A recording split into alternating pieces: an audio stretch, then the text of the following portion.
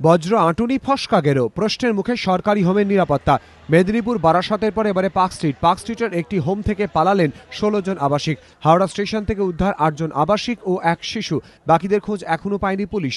কয়েক মাস আগে 25 থেকে 35 বছর বয়সের মধ্যে কয়েকজন বাংলাদেশি মহিলা অনুপ্রবেশকারীকে নিষিদ্ধ পল্লী থেকে গ্রেফতার করে মুম্বাই পুলিশ। পরে তাঁদের পশ্চিমবঙ্গে পাঠানো হয়। 16 জন মহিলাকে রাখা হয় পার্ক স্ট্রিট এলাকার ইলিয়েট রোডের সরকারি হোমে। কিন্তু ঢিলেঢালা নিরাপত্তার সুযোগে বৃহস্পতিবার হোম থেকে পালান 16 জন। খবর যায় পার্ক স্ট্রিট থানায়, খবর যায় হাওড়া জিআরপিতে। খবর মেলে কয়েকজন হাওড়া স্টেশনে গিয়েছেন। তারা মুম্বাই পালানোর চেষ্টা করছেন। কলকাতা পুলিশ ও রেল পুলিশের যৌথ উদ্যোগে অভিযান চলে হাওড়া স্টেশনে।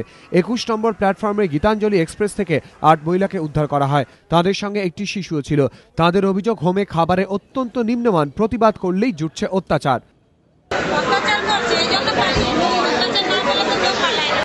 বাকি আবাসিকদের এখনো খোঁজ পায়নি পুলিশ। তাদের খোঁজে চলছে তল্লাশি। সতর্ক করা হয়েছে পেট্রাপোল সীমান্তকেও।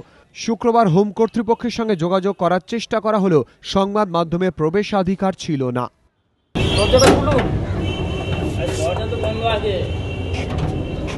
ছোট গেটটা তো খোলা আছে, ছোট গেট বন্ধ আছে। ওটা আপনি এখন করলেন বন্ধ। এটা গুড়াপ হোমকাণ্ডের পর রাজ্যের হোমগুলির নিরাপত্তা ও নজরদারিতে জোর দেওয়ার কথা বলেছিল রাজ্য সরকার। কিন্তু সেই নজরদারি বা নিরাপত্তার এক চিলতেও যে উন্নতি হয়নি তা আরও একবার প্রমাণ করল পার্ক স্ট্রিটের এই সরকারি হোম। ময়ূখ ঠাকুর চক্রবর্তী ও সুনীত হালদার, এবিপি আনন্দ।